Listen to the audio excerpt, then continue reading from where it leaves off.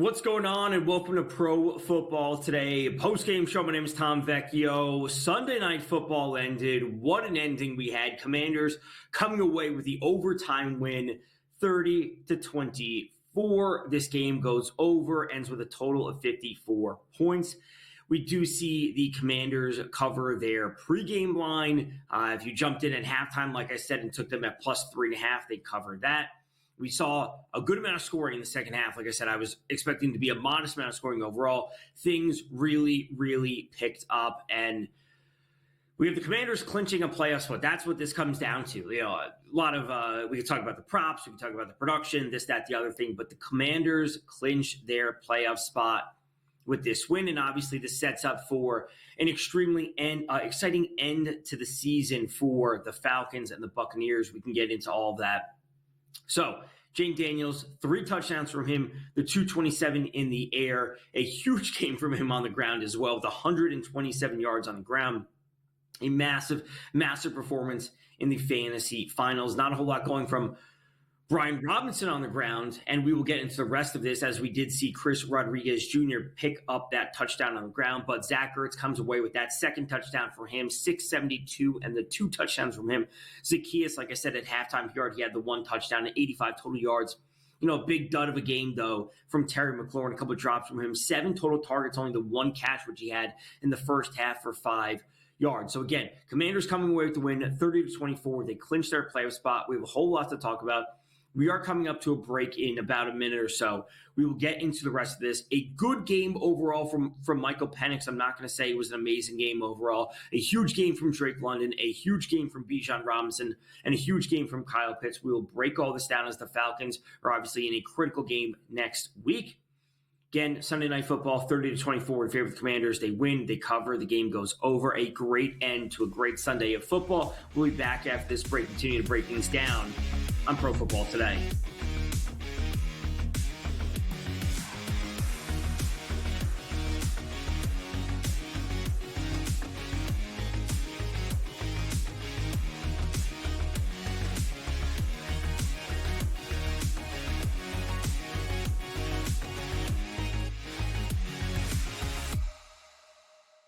In the heart of winter, when nights grow long, we come together under these lights. A team, united by purpose. Fans, bound by passion.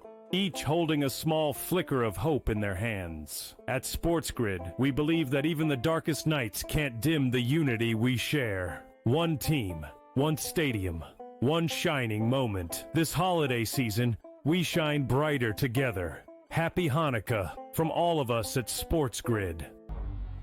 Two guys that can do it all. Too much electricity this morning. This is a good time. We're having a lot of fun. I had to do a triple take. Ka-ching! Why?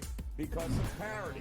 I didn't mean to offend. Yeah, it's not going to happen. Load management is a dirty word. Let him rip. You know what? Circumstances provide the results. What? How do you do this one? Oh, Donnie, you got such a good show there. A network that is booming. The Early Line, only on SportsGrid. Your gut says Miami is going to win, and you should take the over. Your gut also said your NFT selfies would only go up in value. They didn't.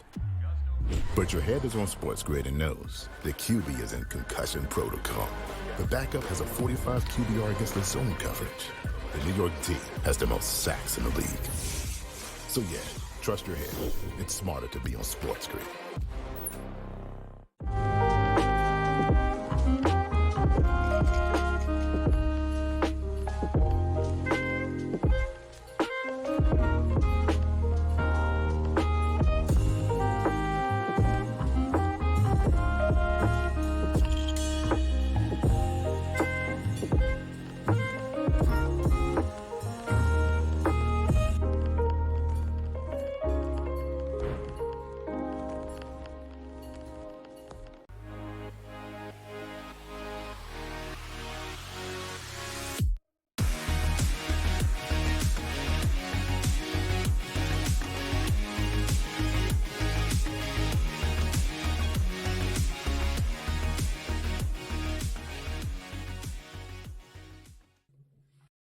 going on, and welcome to Pro Football Today post-game show. My name is Tom Vecchio. Commanders coming away with a massively exciting win to close out Sunday Night Football, 30-24, 54 total points. This game goes over. Commanders cover the pregame line.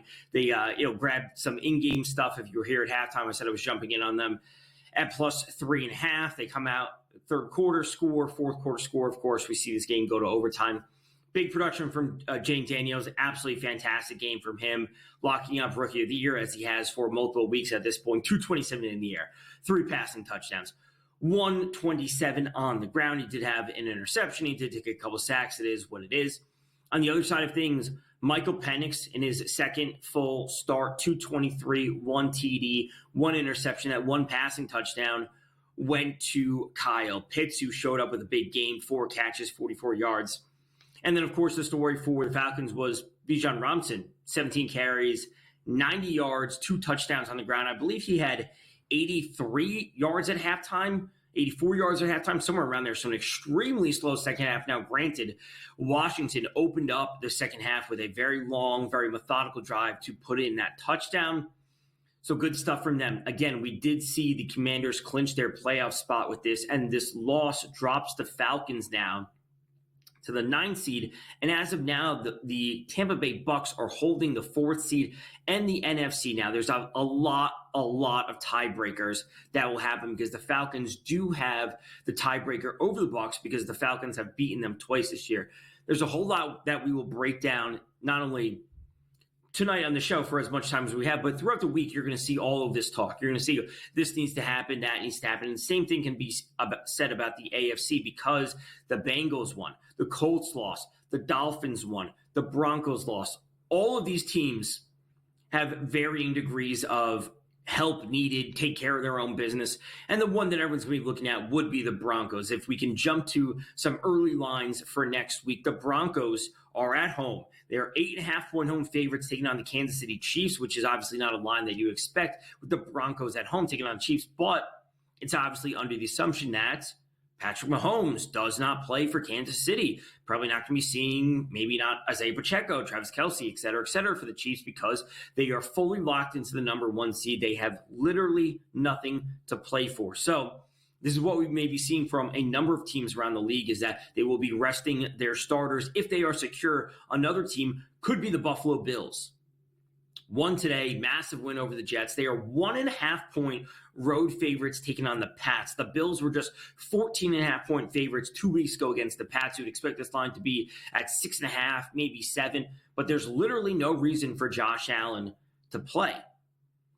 So a lot can go on between the lines where they are now and once we get to Sunday, depending on who gets ruled in or out. One line we also could be taking a look at that could change would be the Eagles at -3.5 taking on the New York Giants. Now, you'd like to see this line, or you'd expect, I should say, to see this line a little bit higher, at least a touchdown, if not pushing to that, 9.5, 10, whatever it might be. But we know that Jalen Hurts didn't play this week, and not only did Jalen Hurts not play this week, Kenny Pickett got hurt in game for the Eagles. Saquon Barkley is setting and breaking records. He's approaching records, but the Eagles are also locked into their spot. So do they need to have Hurts out there? Do they need to have Saquon out there? Will Kenny Pickett even be good to go? So there's so many things going on. And it is also one of the most fun weeks to bet because these varying degrees of motivation, milestones for players, which we'll certainly talk about throughout the week. And then when it comes to milestones in terms of record-wise, a player like Mike Evans for the Bucs hitting 1,000 yards on the season. He did have 97, so he's on pace to hit 1,000 yards. Once again, he'll need to have he needs to average 91.5 yards coming into today. He hit 97 today, so he needs to have whatever it is, 90 some odd next week against the Saints, which he should be able to do. They're 13.5-point home favorites, a matchup that he has historically torched them in, if he's not getting ejected against the Saints, that is. So we'll be looking there. And again, it's not like we're just looking at Mike Evans because we expect him to have 90 yards, whatever it is, to hit this milestone of 1,000 yards in every single one of his seasons. But the Bucs have full motivation to play and win. So this is like the perfect double dip spot where we have players to play and win, and the motivation is there for whether it be contract incentive or career milestones.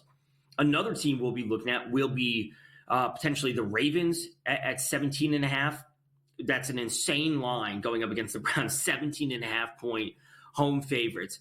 But there's obviously now some speculation, or this is just my speculation, that we may not see Lamar play, because with the Bills' win today, they are fully locked into the number 2 seed. Because remember, we saw the Ravens beat the Bills earlier this season, but the Bills are locked into that spot. So will Lamar play? Will Derrick Henry play, et cetera, et cetera? This is what we're going to be talking about throughout the week. So it is not going to be a surprise to see some of these lines change drastically.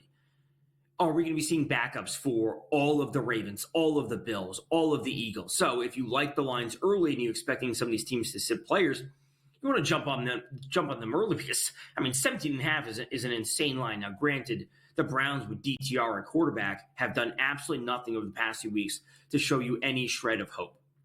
Now, will we be looking to other teams? Actually, this is actually an interesting game.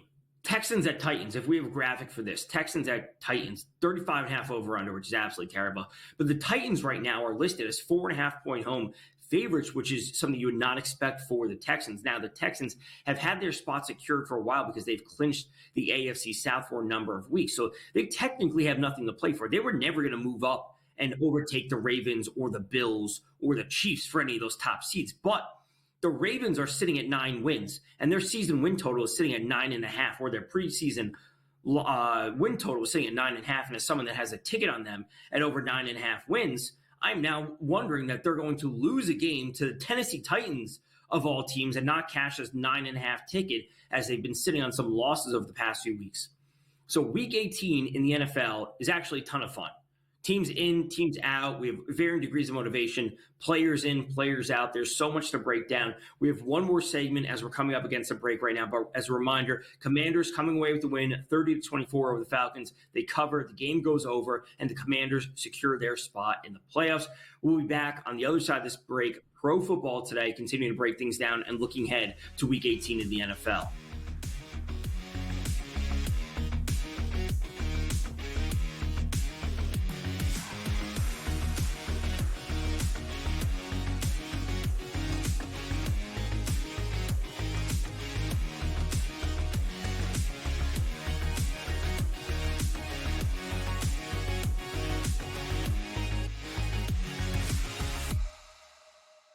In the heart of winter, when nights grow long, we come together under these lights. A team, united by purpose. Fans bound by passion. Each holding a small flicker of hope in their hands. At SportsGrid, we believe that even the darkest nights can't dim the unity we share. One team, one stadium, one shining moment. This holiday season, we shine brighter together. Happy Hanukkah from all of us at SportsGrid.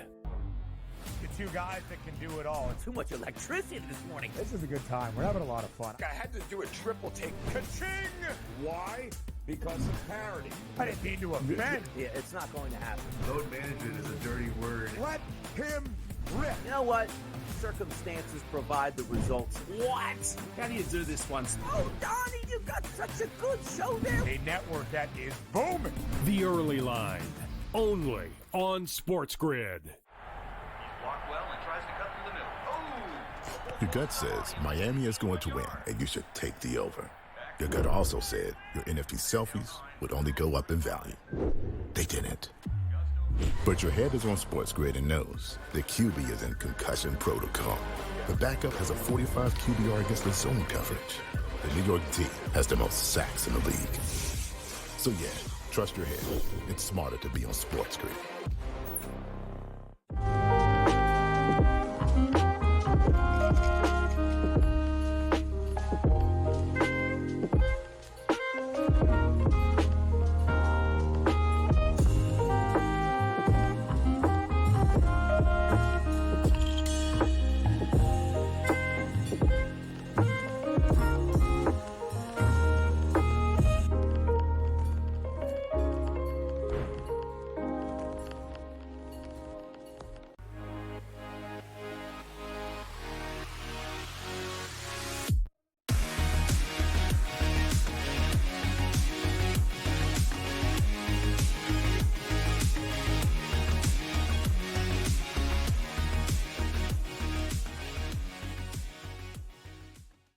What's going on, and welcome to Pro Football Today post-game show. My name is Tom Vecchio. Commanders coming away with the win.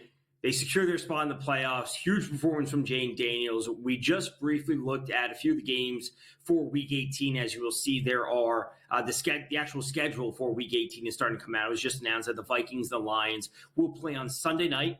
That game will determine the number one seed in the NFC. It is absolutely amazing to end the regular season with a game that will determine the number one seed in the conference. But let's quickly look at tomorrow's game, the last Monday night game of the season. The Lions are 3.5-point road favorites taking on the 49ers. We have a 50.5 over-under. I like the Lions in this spot, of course. Myself, Dave Sherapan, Adam Kaufman will be back for the pregame show, 7 p.m. Eastern, breaking down this entire game, giving our best bets for that game, running through some SGPs. I absolutely love the Lions in this spot. I love them minus 3.5, and as I will fully lay out tomorrow, I'll give you a quick preview. Not only 3.5, but the Lions minus 6.5 on the alt spread, and the Lions minus 9.5 on that alt spread. The Lions winning this game by a touchdown or 10 points really isn't out of like the realm of possibility. I think the Lions want to come out and make a statement about this game, and also get a little revenge for last year's NFC Championship game where they weren't able to seal the deal in the fourth quarter. And this is something that the Lions have done previously this season when they went down to Dallas and ran up the score against the Cowboys after we saw late last season where they had this discrepancy of the Lions not having the lineman report as eligible, but he was reported as eligible. All this confusion that they had, and that cost them a game, cost them seeding in the playoffs.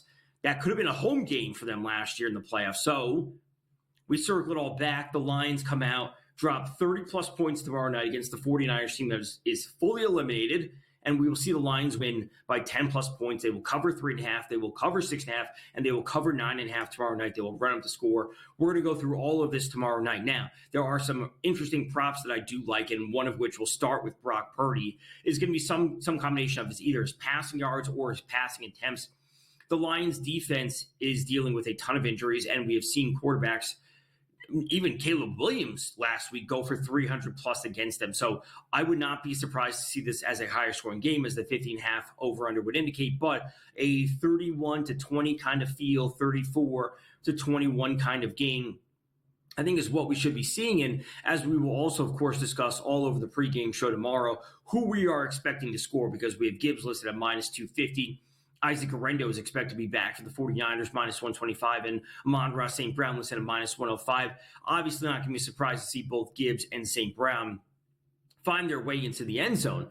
And then it's going to be some combination of Williams, Laporta, and Tim Patrick, that is, for the Lions. So two of those three players I'm expecting to score tomorrow night. This is what will get them to that 30 or so mark, add in a field goal here or there, and the Lions will run up the score. So great week of NFL action. Obviously an extremely long week. The games on Wednesday, the game on Thursday, the 3 games on Saturday, and of course all day today. We will end it tomorrow with the Lions taking on the 49ers.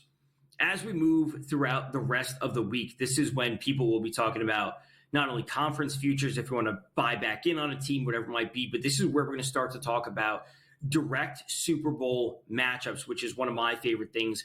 Taking that shot on the Chiefs to play the Lions, the Chiefs to play the Bills, whatever, the Chiefs to play the Ravens, whatever it might be, Eagles, Chiefs. I don't know anything, or a conference matchups, I should say. Those are Chiefs. Bills would be conference matchups. Chiefs Ravens would be conference matchups. But conference direct matchups or Super Bowl direct matchups are a super fun thing to bet before the playoffs start, which we can discuss plenty as we do the Back to the Future segment at the end of the pregame show tomorrow. So there's so much to break down, not only in the next day, but over the course of the final week of the NFL season. So huge win for the Commanders. They get into the playoffs. Great for their franchise, new coach, new ownership, franchise quarterback, you name it. Great for the Commanders to come away with a 30-24 victory over the Falcons. The game goes over. The Commanders cover. Huge performance from Daniels, 3 passing touchdowns and 127 yards on the ground, not to mention the 227 in the air. Obviously, the Falcons have a huge game on tap going up against the Panthers in the final week. Obviously, a lot needs to be discussed for the NFC South. So that does it for today. Of course, myself, Dave Sherapan, Adam Call. We'll be back tomorrow night for the Monday night pregame show at 7 p.m. Eastern, right here on Sports Grid. We'll go through everything. Lions are coming away with a big win tomorrow. Stay tuned for all of that, the rest of the programming here. I will see you guys tomorrow night, 7 p.m. for the pregame show.